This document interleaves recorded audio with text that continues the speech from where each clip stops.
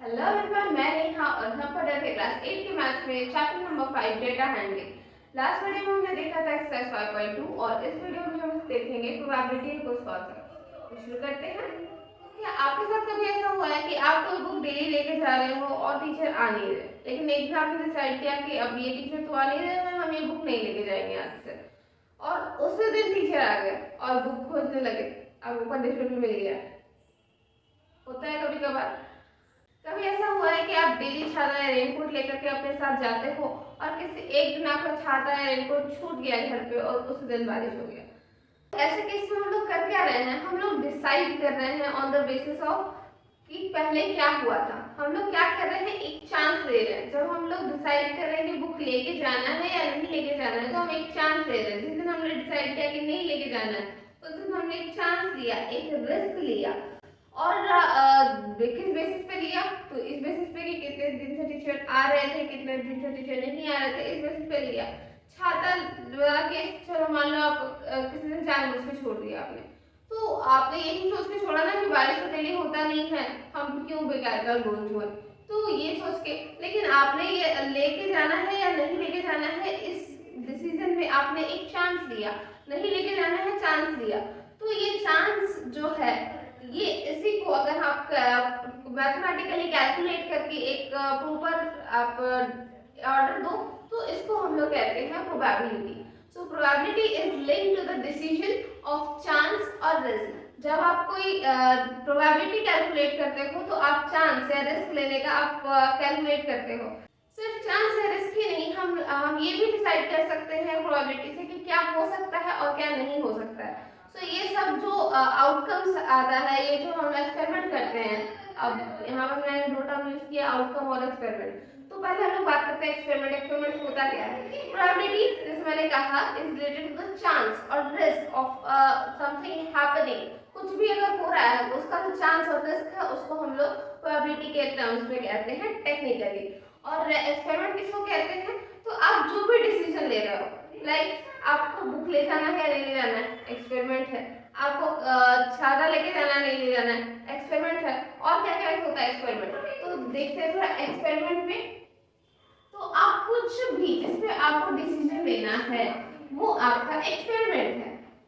ठीक है, कुछ भी जो भी आपको करना है, डिसीजन लेना है, आपका एक्सपेरिमेंट है।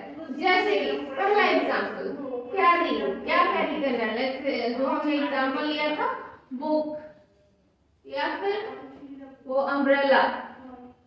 ठीक है, ये डिसीजन आपका कैरी करने वाला, ये भी आपका एक एक्सपेरिमेंट है। ठीक है, दूसरा, बारिश होगा या नहीं होगा, ये भी एक्सपेरिमेंट है। ऑल्दो ये हम कैलकुलेट नहीं करते, बट कोई और कैलकुलेट कर रहा है ना, तो हाँ, चांसेस ऑफ pouring रेन। ठीक है, रेनफॉल, ये भी एक एक्सपेरिमेंट है। रेनफॉल होगा या नहीं होगा, एक्सपेरिमेंट है। ठीक है, तीसरा, टॉसिंग अ कॉइन।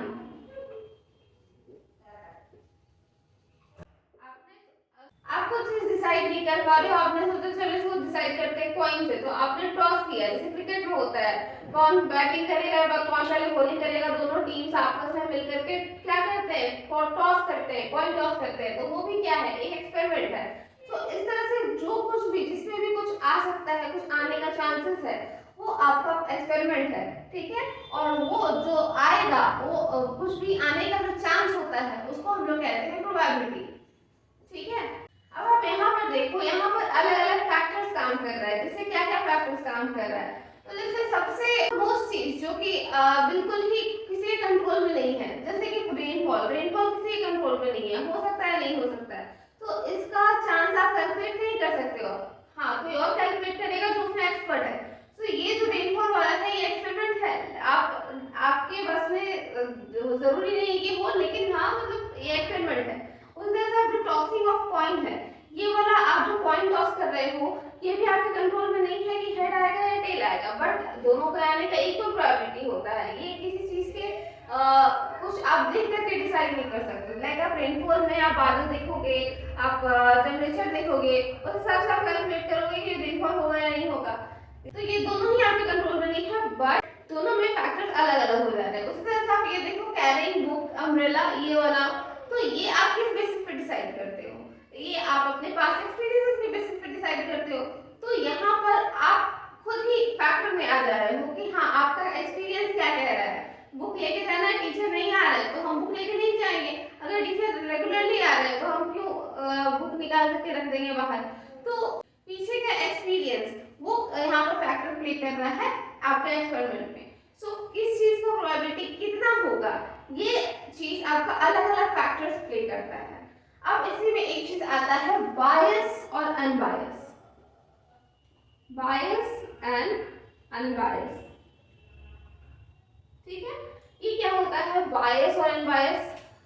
बायस जिसमें किसी कोई ऐसा फैक्टर है जो कि आपको एक ही आउटकम की तरफ पुश कर रहा है, वो आपका बायस होता है। और अनबायस जिसमें सारा ही आउटकम्स होने का इक्वल चांसेस है, वो अनबायस है। फॉर एग्जांपल आप बायस का एग्जांपल देख लो, आप अनबायस खुद ही समझ जाओगे। तो आपने कॉइन टॉस किया होगा, आपने कॉइन देखा होगा, कॉइन में एक साइड हेड होता है, एक साइड टेल होता है मालूम है। बट आपने एक मूवी देखा होगा, शायद नहीं देखा तो देख लो, शोले। उसमें एक कॉइन का टॉसिंग सीन है। एक कैरेक्टर है जय जो हमेशा एक कॉइन टॉस करता है और उसका कॉइन में हमेशा हेड ही आता है। लास्ट में पता चलता है कि उसका दोनों ही साइड में हेड होता था।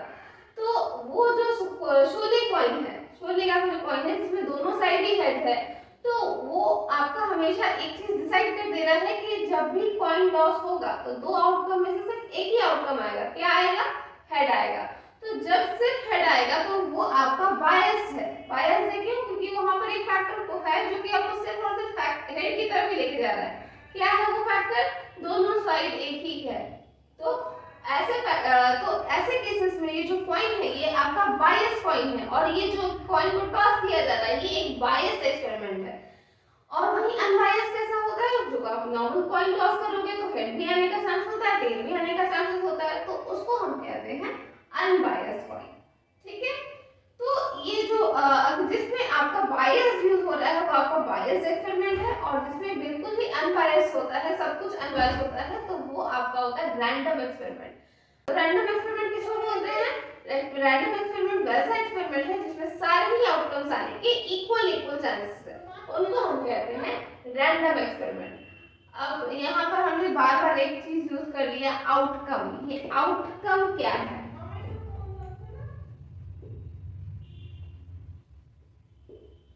आउटकम क्या है? जब किसी भी चीज का हम लोग प्रोबेबिलिटी डिसाइड कर रहे हैं, किसी कोई हम एक्सपेरिमेंट कर रहे हैं, रैंडम एक्सपेरिमेंट कर रहे हैं, तो उसमें क्या क्या चीज आ सकता है उनको हम कहते हैं आउटकम। जैसे कि आप ये बुक कैरी करने वाले, तो आप यस या नो में आंसर करोगे। अगर कैरी करना है तो हाँ, नहीं करना है तो ना। तो यस या नो, ये दो हो गया इसका आउटकम। कितना आउटकम हुआ इसका? दो। कौन कौन सा? यस या फिर नो, ये दोनों क्या है? ये आपका आउटकम है। इस एक्सपेरिमेंट का आउटकम क्या है? यस या नो, ठीक है। रेनफॉल होगा या नहीं होगा? यस या नो, सिर्फ दो ही आउटकम है, हो सकता है या नहीं हो सकता है, तो इसका आउटकम दो है। टॉसिंग कॉइन क्या है इसका? कितना उसका आउटकम? इसका भी दो है। क्या क्या हो सकता है? या तो हेड आ सकता है या टेल आ सकता है, ठीक है। या तो हेड आएगा या फिर टेल आएगा, ठीक है। और कुछ? चलो इसमें सारा समय दो दो हो गया। और दो को ऐसा एग्जांपल लेते हैं जिसमें दो से ज्यादा हो। तो आपने वो गेम खेला है क्या, राजा चोर सिपाही? सुना होगा नाम एटलीस्ट। तो ये इसमें होता है चार आउटकम्स आ सकता है, मतलब टिक बनाते हैं हम लोग और उसको फेंकते हैं, कोई एक पिक करता है। तो इसमें बायस हो सकता है क्या? हो सकता है। अगर आप सब पे राजा लिख दो तो सब बायस हो जाएगा, तो फिर उसका बात नहीं कर रहे। रैंडम एक्सपेरिमेंट में उसमें क्या आएगा आउटकम? तो या तो राजा आएगा, या तो मंत्री आएगा, या तो चोर आएगा, या तो सिपाही आएगा, ये चार आ सकता है। तो ये चार जो है ये इसका आउटकम है। इसका आउटकम हो गया चार। और कोई ऐसा एग्जांपल? जैसे आप अपने डाइस थ्रो करो, लूडो खेलते हो, लूडो में जो गोटी होता है ना, जिसमें 6 साइड्स होता है, क्यूब जो इसको वो बोलते हैं, तो उसको डाइस भी बोलते हैं। तो उसको अगर आप फेंकोगे तो 1 से लेकर के 6 तक में कोई नंबर आएगा। तो ये जो आपका फोर्थ एग्जांपल हो गया, जैसे थ्रोइंग अ डाइस।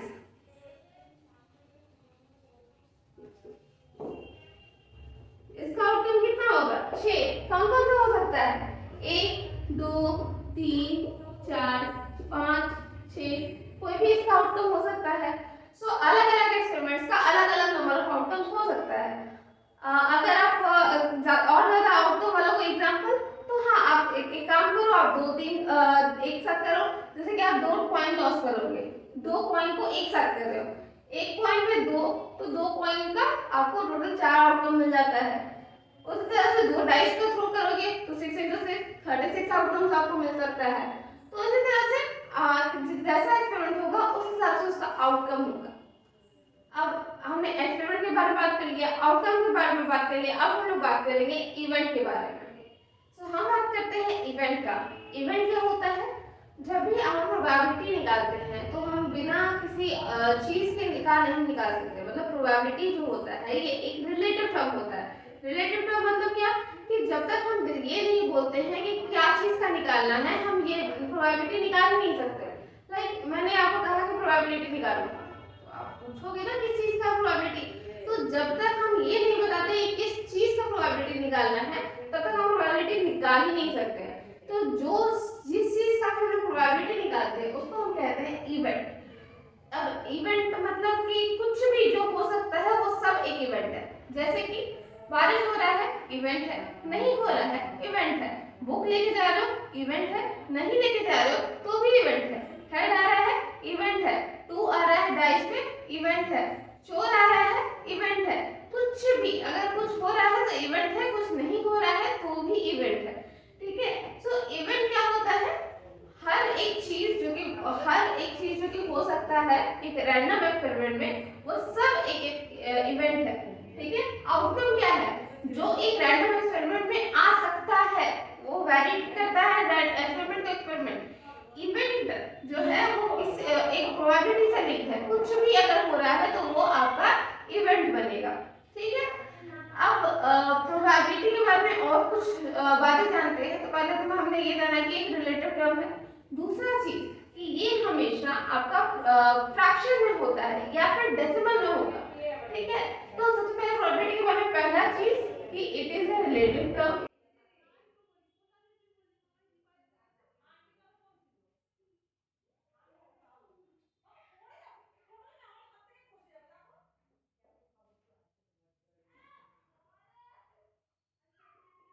क्या लिखा हमने? एक रिलेटिव टर्म है और रिलेटेड होता है इवेंट से। जब तक हम इवेंट डिसाइड नहीं करते हैं तब तक हम इसका प्रोबेबिलिटी डिसाइड नहीं कर सकते। ठीक है, दूसरा चीज जो है कि ये जो होता है ये हमेशा फ्रैक्शन में होता है।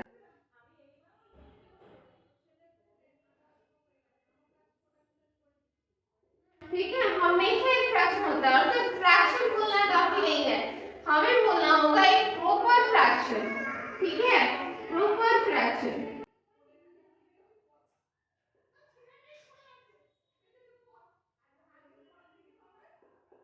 प्रॉपर फ्रैक्शन मतलब प्रॉपर फ्रैक्शन उन फ्रैक्शंस को कहते हैं जो जिसका डिनोमिनेटर न्यूमरेटर से बड़ा होता है।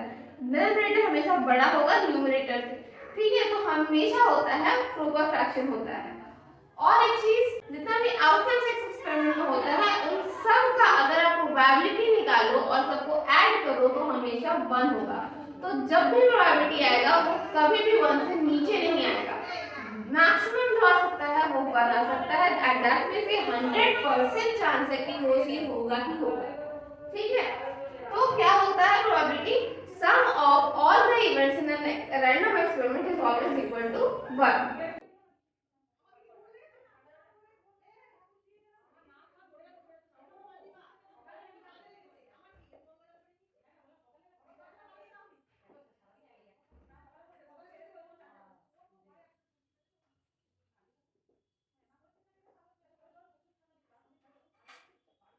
ठीक है, अब इन सबको हम बताते हैं कैसे।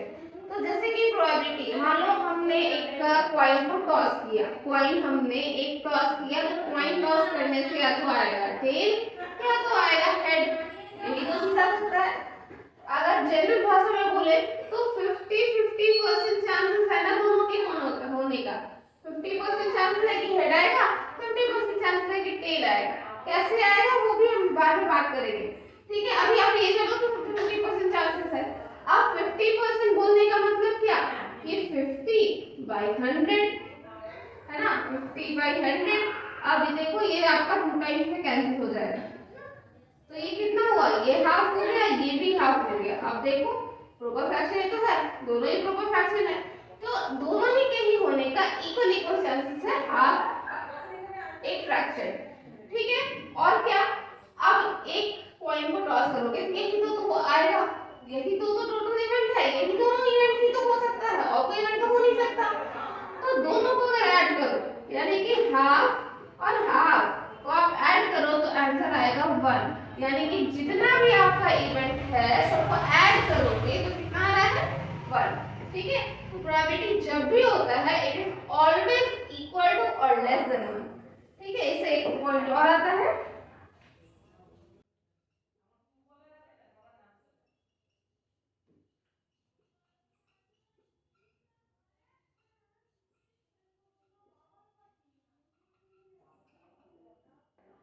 ठीक है। तो ये रहा वो प्रोबेबिलिटी। अब देखते हैं प्रोबेबिलिटी ऑफ एन इवेंट हम लोग कहते किसको डिफाइन कैसे करेंगे और उसके बेसिस पे ये चीज हम लोग फिर से देखते हैं, ठीक है। तो हम देखते हैं प्रोबेबिलिटी का फॉर्मूला क्या है, कैसे हम लिखेंगे प्रोबेबिलिटी को। तो प्रोबेबिलिटी ऑफ एन इवेंट, कोई भी अगर इवेंट हो रहा है उसको हम लोग जनरली इस तरह से लिखते हैं पीई, ठीक है। प्रोबेबिलिटी ऑफ इवेंट, ठीक है, is equal to number of outcome in an experiment, ठीक है। आउटकम यहाँ बोलने का मतलब है जो इवेंट वाला है, ठीक है, नया फिर आप इसको ऐसे ही लिख दो number of event in an experiment, ठीक है। एक जो इवेंट होगा उस इवेंट में क्या क्या आउटकम्स आ रहा है वो आ रहा है number of outcome in an experiment by total number of possible outcomes, total number of possible outcomes in the experiment, उसी एक्सपेरिमेंट में कितने पॉसिबल आउटकम्स है वो, मतलब क्या हो गया probability of an event number of outcome in an experiment, जो आपका डिजायर्ड आउटकम है वो by total number of possible outcome, जितना आउटकम पॉसिबल है उतना, ठीक है। सो ये होता है एक प्रोबेबिलिटी ऑफ एन इवेंट, हम लोग ऐसे निकालते हैं। अब इसी चीज को हम लोग यहाँ फिट करते हैं, तो क्या है, इसको मिटा दो पहले। आप बस ये चीज ध्यान में रखना कि इसका हमारा निकला था हाफ और इसका भी निकला था हाफ, कैसे निकला था वो देखते हैं। तो जब हमने टेल का बात किया तो हमारा टेल ये है हमारा इवेंट, हमने यहाँ पर इसे इवन लिया इवेंट 1 और इसे हमने लिया इवेंट 2, ठीक है। तो टेल आने का इवेंट कितना है, एक कॉइन को अगर आप टॉस करोगे तो इवेंट क्या क्या आ सकता है, एक तो टेल आ सकता है तो हेड आ सकता है। तो टेल आने का इवेंट कितना है, एक इवेंट है, और टोटल आउटकम कितना है, दो ही तो टोटल आउटकम है ना, तो 1/2, यही तो है 1/2, ठीक है। हेड में भी सेम, अब यहाँ तो सिंपल था, एक ही था, मतलब दो ही था तो हमने सिंपली कर दिया। अब इसी चीज को हम लोग थोड़ा और बेटर एग्जांपल से देखते हैं। तो हम देखते हैं अगर हमने कहा एक हमने डाइस थ्रो किया, तो डाइस थ्रो किया तो आउटकम क्या क्या आ सकता है 1 2 3 4 5 6, ये सारा हमारा आउटकम्स है। अब हमने इवेंट बनाया किसको, इवेंट है हमारा गेटिंग अ नंबर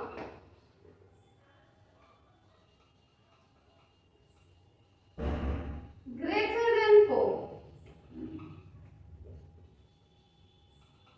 हमें एक नंबर ऐसा चाहिए जो कि 4 से बड़ा है।